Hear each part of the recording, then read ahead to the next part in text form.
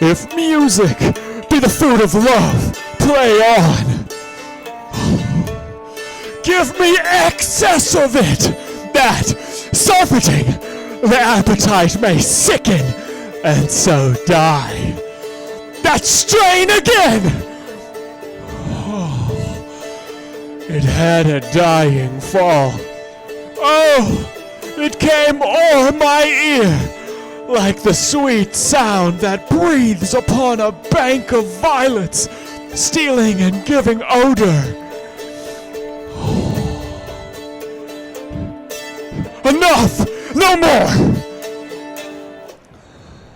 'Tis not so sweet now as it was before. Oh, spirit of love, how quick and fresh art thou, that, notwithstanding thy capacity, receiveth as the sea, naught enters there, of what validity and pitch soe'er, but falls into abatement and low price, even in a minute. So full of shapes is fancy, that it alone is high fantastical. Will you go hunt, my lord? What, Curio? The heart. Why, so I do, the noblest that I have. Oh, when mine eyes did see Olivia first, methought she purged the air of pestilence. That instant was I turned into a hart, and my desires, like fell and cruel hounds, e'er since pursue me. How now? What news from her? So please, my lord, I might not be admitted, but from her handmaid do return this answer. The element itself, till 7 years' heat, shall not behold her face at ample view, but like a cloistress she will veiled walk, and water once a day her chamber round with eye-offending brine.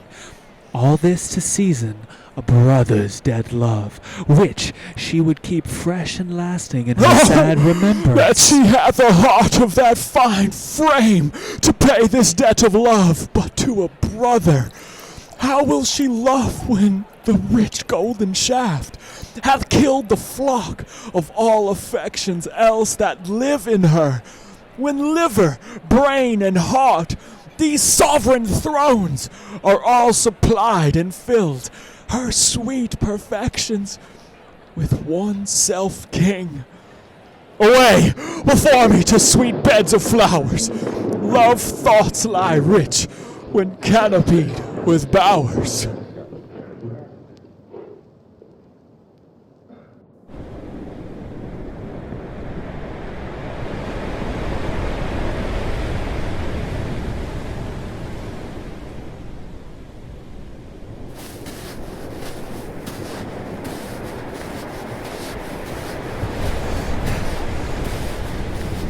What country, friends, is this? This is Illyria, lady. And what should I do in Illyria? My brother, he is in Elysium. Perchance he is not drowned. What think you, sailors? It is perchance that you yourself were saved. Oh, my poor brother.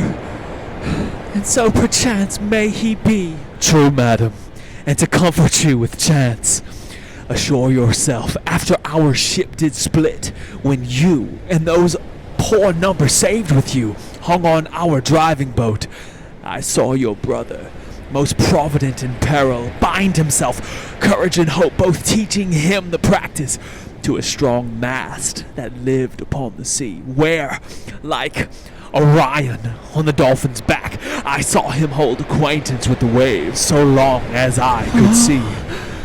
For saying so, there's gold. Mine own escape unfoldeth to my hope, whereto thy speech serves for authority the like of him. Knowest thou this country? Aye, madam, well, for I was bred and born not 3 hours' travel from this very place. Who governs here? A noble duke, in nature as in name. What is his name? Orsino. Orsino? I have heard my father name him. He was a bachelor then. And so is now, or was so very late. For but a month ago I went from hence, And then 'twas fresh and murmur, as you know what great ones do, the less will prattle of, that he did seek the love of fair Olivia. What's she? A virtuous maid, the daughter of a count that died some 12 months since, then leaving her in the protection of his son, her brother, who shortly also died, for whose dear love they say she hath abjured the sight and company of men. Oh, that I served that lady, and might not be delivered to the world, till I had made mine own occasion mellow what my estate is. That were hard to compass, because she will admit no kind of suit, no, not the Duke's. There is a fair behaviour in thee, Captain, and though that nature with a beauteous wall doth oft close in pollution, yet of thee I will believe thou hast a mind that suits with this thy fair and outward character. I prithee, and I'll pay thee bounteously, conceal me what I am, and be my aid for such disguise as haply shall become the form of my intent. I'll serve this Duke. Thou shalt present me as an eunuch to him. It may be worth thy pains, for I can sing and speak to him in many sorts of music that will allow me very worth his service. What else mayhap to time I will commit, only shape thou thy silence to my wit. Be you his eunuch, and your mute I'll be. When my tongue blabs, then let mine eyes not see. I thank thee. Lead me on.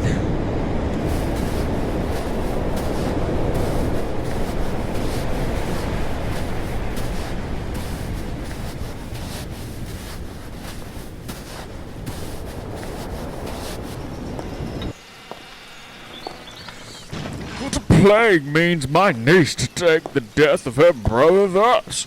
I am sure care is an enemy to life. Troth, Sir Toby, you must come in earlier or nights. Your cousin, my lady, takes great exceptions to your ill hours. Why? Let her accept before Aye. accepted. But you must confine yourself within the modest limits of order. Confine? I'll confine myself no finer than I am. These clothes are good enough to drink in, and so be these boots too. And they be not, let them hang themselves in their own straps. That quaffing and drinking will undo you. I heard my lady talk of it yesterday, and of a foolish knight that you brought in one night here to be her wooer. Who? Sir Andrew Augurchuck? Aye, he. He's as tall a man as any's in Illyria. What's that to the purpose? Why, he has 3,000 ducats a year. Aye, but he'll have but a year in all these ducats. He's a very fool and a prodigal. Fie, that you'll say so.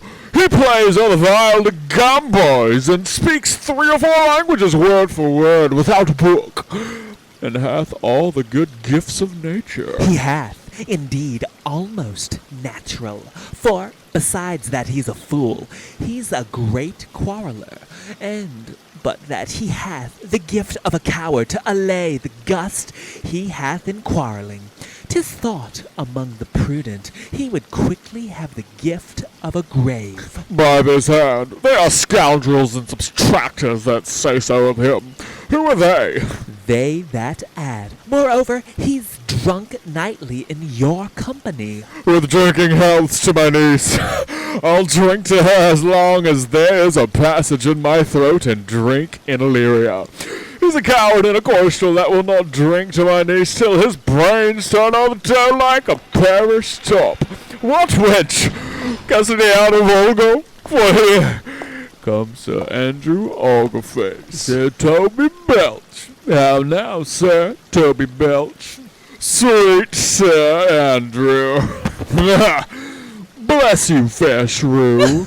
And you too, sir. Accost, Sir Andrew, accost. What's that? my niece's chambermaid. Good mistress at cost. I desire better acquaintance. My name is Mary, sir. Good mistress, marry a cause. You mistake, knight. Accosters front her, board her, woo her, assail her. By my troth, I would not undertake her in this company. Is that the meaning of a cause? Fare you well, gentlemen. And let her part so, Sir Andrew. Would thou mightest never draw a sword again. And you part so, mistress. I might never draw a sword again. Fair lady, do you think you have fools in hand? Sir, I have not you by the hand. Marry, but you shall have. And here's my hand. Now, sir, thought is free. I pray you, bring your hand to the buttery bar and let it drink. Wherefore, sweetheart? Where's your metaphor? It's dry, sir. Why? I think so. I am not such an ass, but I can keep my hand dry. What's your jest? A dry jest, sir. Are you full of them? Aye, sir. I have them at my fingers' ends. Marry, now I let go your hand. I am barren.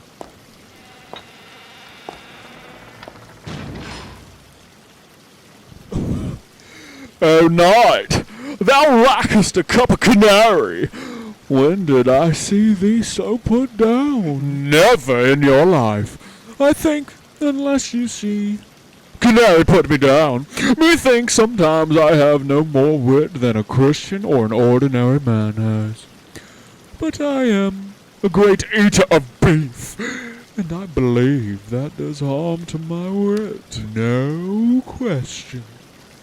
And I thought that I'd forswear it. I'll ride home tomorrow, Sir Toby. Pourquoi, my dear knight? What is pourquoi? Do or not do? I would I had bestowed that time in the tongues that I have in fencing, dancing, and bear baiting. Oh, had I but followed the arts. Thou had an excellent head of hair. Why? Would that have mended my hair? Pious question, for thou seest it will not curl by nature. But it becomes me well enough, does it not? Excellent. It hangs like flax on a distaff. And I hope to see a housewife take thee between her legs and spin it all. Faith, I'll home tomorrow, Sir Toby. Your niece will not be seen, or if she be, it's 4-1 she'll none of me. The Count himself here hard by woos her. She'll none of the Count. She'll not match above her degree, neither in estate, years, nor wit. I have heard her swear it. Tut, there's life in it, ma'am. Woo! I'll stay a month longer. I am a fellow, or the strangest mind in the world. I delight in masks, and revel sometimes altogether. Art thou good as these kickshosses? Not as any man in Illyria, whatsoever he be, under the degree of my betters, and yet I will not compare with an older man.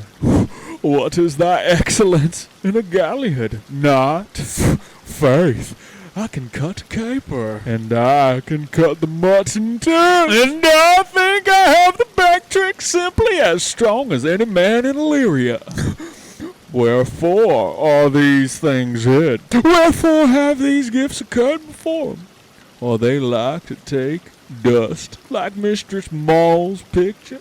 Why dost thou not go to church in a galliard and come home in a coronto? My very walk should be a jig. I would not so much as make water, but in a syncopace. What dost thou mean? Is it a world to hide virtues in? I did think by the excellent constitution of thy leg, it was formed under the star of a galliard. Aye, 'tis strong, and it does indifferent well in a dun-coloured stalk. Shall we set about some revels? What shall we do else? Were we not born under Taurus? Taurus! That's sides and heart. No, sir. It is legs and thighs. Let me see thee caper. Ha ha! Excellent! Woo!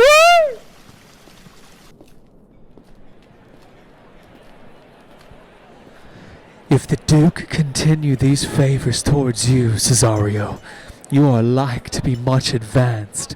He hath known you but 3 days, and already you are no stranger. You either fear his humor or my negligence, that you call in question the continuance of his love. Is he inconstant, sir, in his favors? No, believe me. I thank you. Here comes the Count. Who saw Cesario? Ho! On your attendance, my lord. Here. Stand you a while aloof, Cesario.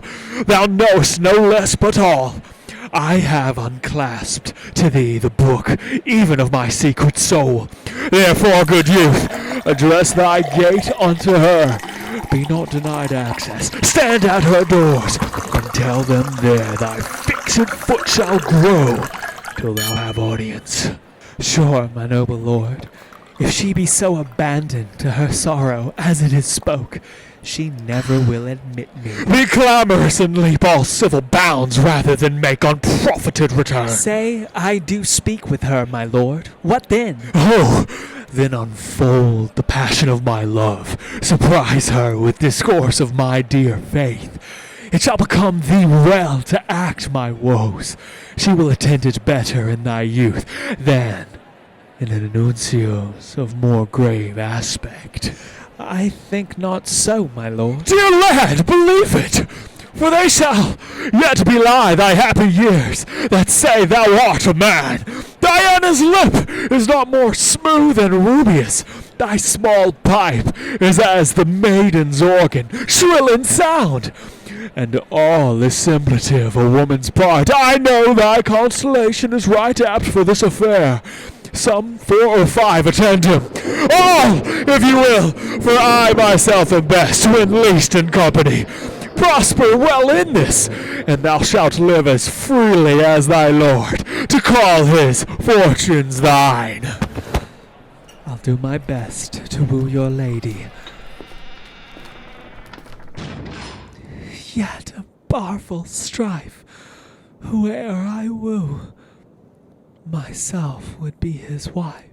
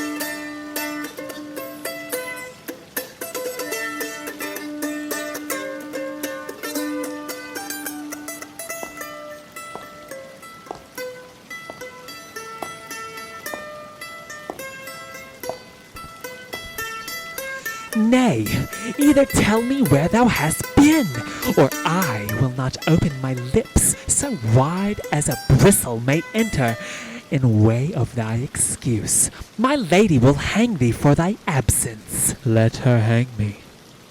He that is well hanged in this world needs to fear no colors. Make that good. He shall see none to fear. A good Linton answer. I can tell thee where that saying was born of I fear no colors. Where, good Mistress Mary? In the wars, and that may you be bold to say in your foolery. Well, God give them wisdom that have it, and those that are fools, let them use their talents. Yet you will be hanged for being so long absent, or to be turned away. Is not that as good as a hanging to you? Many a good hanging prevents a bad marriage, and for turning away, let summer bear it out. You are resolute then? Not so, neither. But I am resolved on 2 points. That if one break, the other will hold, or if both break, your gaskins fall. Apt, in good faith, very apt.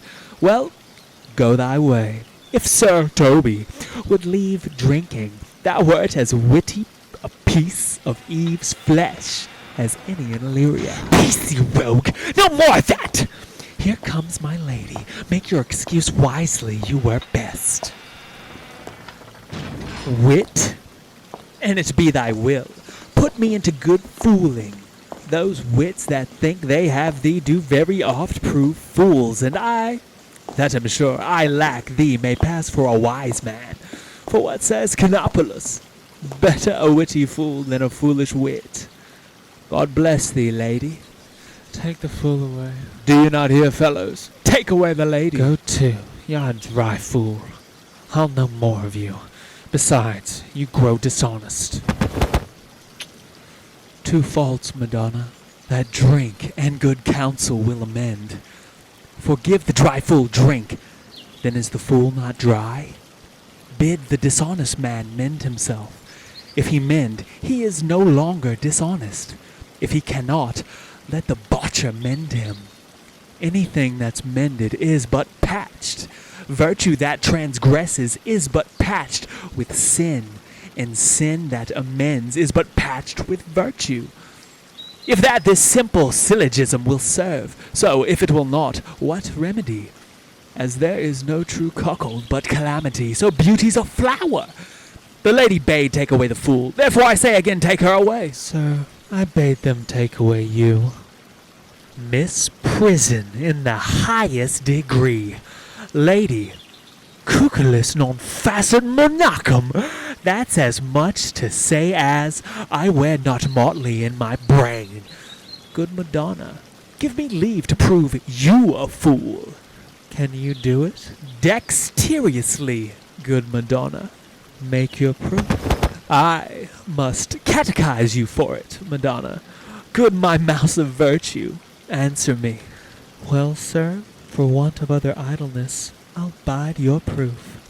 Good Madonna, why mournest thou, good fool, for my brother's death? I think his soul is in hell, Madonna. I know his soul is in heaven, fool. The more fool, Madonna, to mourn for your brother's soul being in heaven. Take away the fool, gentlemen. What think you of this fool, Malvolio? Doth he not mend? Yes, and shall do till the pangs of death shake him. Infirmity that decays the wise doth ever make the better fool. God send you, sir, a speedy infirmity, for the better increasing your folly. Sir Toby will be sworn that I am no fox, but he will not pass his word for 2 pence that you are no fool. How say you to that, Malvolio? I marvel your ladyship takes delight in such a barren rascal. I saw him put down the other day with an ordinary fool that has no more brain than a stone. Look, you now, he's out of his guard already. Unless you laugh and minister occasion to him, he is gagged. I protest I take these wise men that crow so at these set kind of fools no better than the fool's zanies. Oh, You are sick of self-love, Malvolio, and taste with a distempered appetite. To be generous, guiltless, and free of disposition is to take those things for bird bolts that you deem cannon bullets. There is no slander in a loud fool, though he do nothing but rail, nor no railing in a known discreet man, though he do nothing but reprove. Now Mercury endue thee with leasing, for thou speakest well of fools. Madam, there is at the gate a young gentleman much desires to speak with you. From the Count Orsino, is it? I know not, madam. 'Tis a fair young man, and well attended. Who of my people hold him in delay? Sir Toby, madam, your kinsman. Fetch him off, I pray you. He speaks nothing but madmen. Fie on him. Go you, Malvolio. If it be a suit from the Count, I am sick or not at home. What you will to dismiss it. Now you see, sir, how your fooling grows old, and people dislike it. Thou hast spoke for us, Madonna, as if thy eldest son should be a fool, whose skull Jove cram with brains. For here he comes. One of thy kin has a most weak pia mater. By mine honor, half drunk. What is he at the gate, cousin? A gentleman. A gentleman? What gentleman? 'Tis a gentleman here. A plague on these pickle herring. How now, sot. Good Sir Toby. Cousin, how have you come so early by this lethargy? Lechery! I defy lechery. There's one at the gate. Aye, Mary, what is he? Let him be the devil and he will. I cannot. Give me faith, say I. Well, it's all one.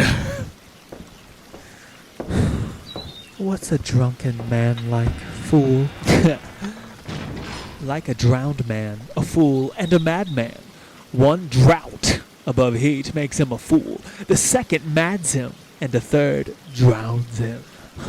Go thou and seek the crowner, and let him sit, O my cuz, for he's in the 3rd degree of drink. He's drowned. Go look after him. He is but mad yet, Madonna, and the fool shall look to the madman.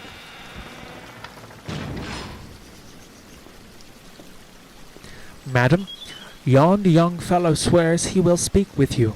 I told him you were sick. He takes on him to understand so much, and therefore comes to speak with you. I told him you were asleep. He seems to have a foreknowledge of that too, and therefore comes to speak with you. What is to be said to him, lady? He's fortified against any denial. Tell him he shall not speak with me. Has been told so, and he says he'll stand at your door like a sheriff's post and be the supporter to a bench, but he'll speak with you. What kind of man is he? Why, of mankind. What manner of man?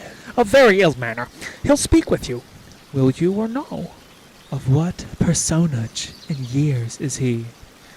Not yet old enough for a man, nor young enough for a boy. As a squash is before 'tis a peascod, or a codling when 'tis almost an apple.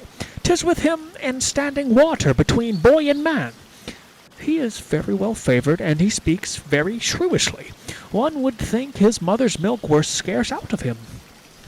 Let him approach. Call in my gentlewoman. Gentlewoman, my lady calls!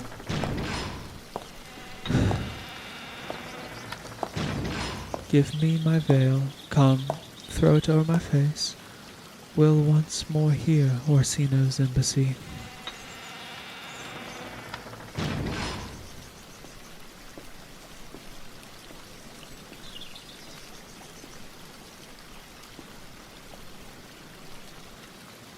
The honourable lady of the house.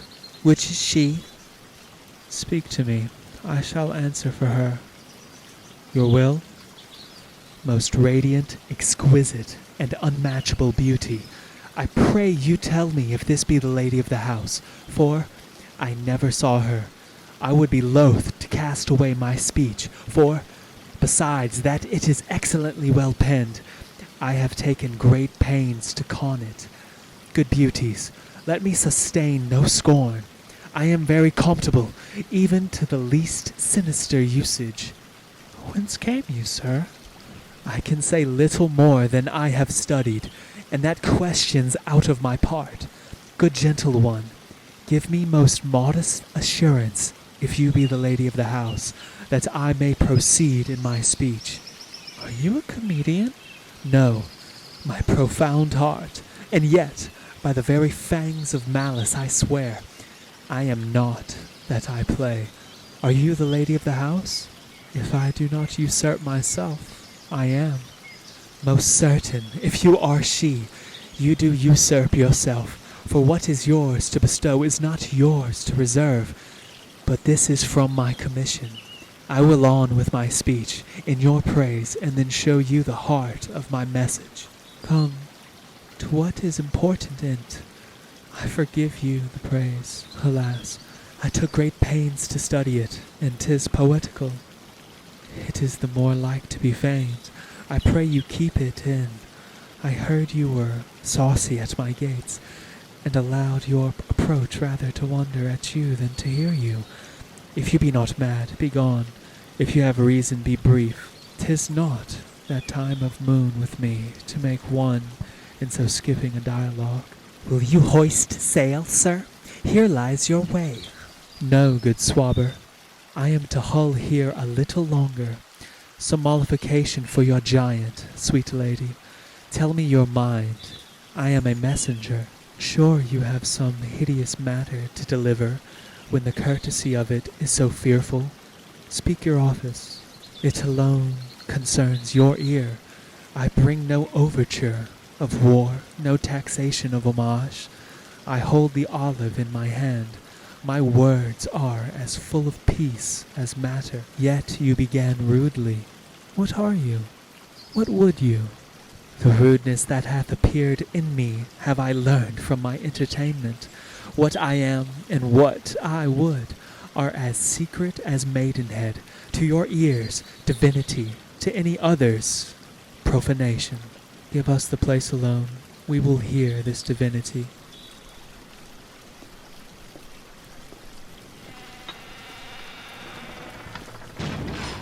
Now, sir, what is your text? Most sweet lady, a comfortable doctrine, and much may be said of it. Where lies your text? In Orsino's bosom. In his bosom? In what chapter of his bosom? To answer by the method, in the first of his heart. Oh, I have read it. It is heresy. Have you no more to say? Good madam, let me see your face. Have you any commission from your lord to negotiate with my face? You are now out of your text, but we will draw the curtain and show you the picture. Look you, sir, such a one I was this present. Is it not well done? Excellently done. If God did all, 'tis in grain, sir. 'Twill endure wind and weather. 'Tis beauty truly blent, whose red and white nature's own sweet and cunning hand laid on. Lady, you are the cruelest she alive, if you will lead these graces to the grave, and leave the world no copy. Oh, sir, I will not be so hard-hearted. I will give out divers schedules of my beauty. It shall be inventoried, and every particle and utensil labeled to my will, as item, 2 lips, indifferent red, item, 2 gray eyes, with lids to them, item, 1 neck, 1 chin, and so forth. Were you sent hither to praise me? I see what you are. You are too proud. But if you were the devil, you are fair. My lord and master loves you. Oh, such love could be but recompensed, though you were crowned the nonpareil of beauty. How does he love me? With adorations, with fertile tears, with groans that thunder love, with sighs of fire. Your lord does know my mind. I cannot love him, yet I suppose him virtuous, know him noble, of great estate, of fresh and stainless youth, in voices well divulged, free, learned, and valiant, and in dimension and the shape of nature a gracious person. But yet I cannot love him. He might have took his answer long ago. If I did love you in my master's flame, with such a suffering, such a deadly life, in your denial, I would find no sense. I would not understand it. Why? What would you? Make me a willow cabin at your gate, and call upon my soul within the house. Write loyal cantons of contemned love, and sing them loud, even in the dead of night. Hallow your name to the reverberate hills, and make the babbling gossip of the air. Cry out, Olivia. Oh, you should not rest between the elements of air and earth, but you should pity me. You might do much. What is your parentage? Above my fortunes, yet my state is well. I am a gentleman. Get you to your lord. I cannot love him. Let him sin no more, unless, perchance, you come to me again to tell me how he takes it. Fare you well.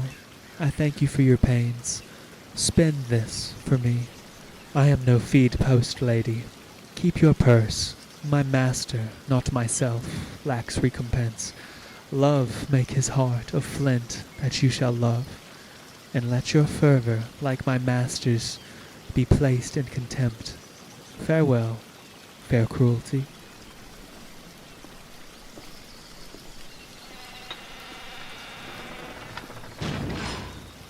What is your parentage? Above my fortunes, and yet my state is well. I am a gentleman? I'll be sworn thou art. Thy tongue, thy face, thy limbs, actions, and spirit to give thee fivefold blazon. Not too fast. Soft, soft. Unless the master were the man. How now?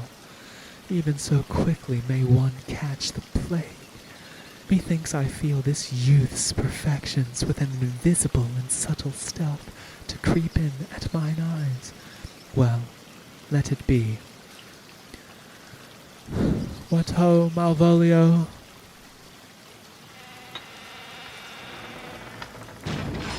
Here, madam. At your service. Run after that same peevish messenger, the county's man. He left this ring behind him, would I or not. Tell him I'll none of it. Desire him not to flatter with his lord, nor hold him up with hopes. I am not for him. If that the youth will come this way tomorrow, I'll give him reasons for it. Hide thee, Malvolio. Madam, I will.